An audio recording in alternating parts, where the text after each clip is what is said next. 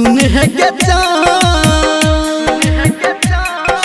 हमारा शरीर के तू छेलही परान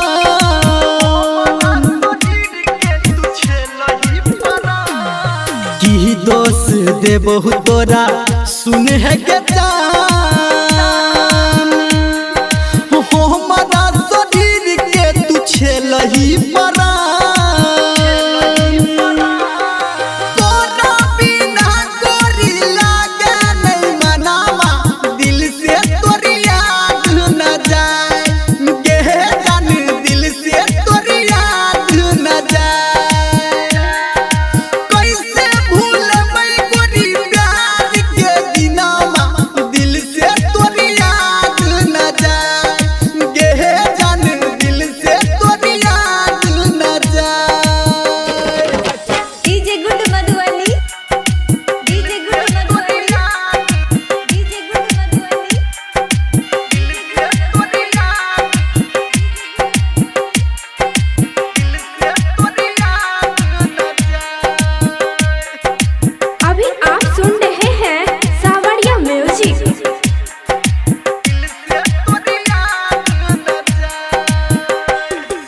रहे छला दिल में तू सासु बन के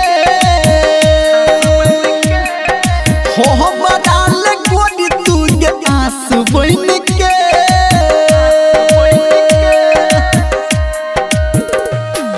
रहे छला दिल में तू सासु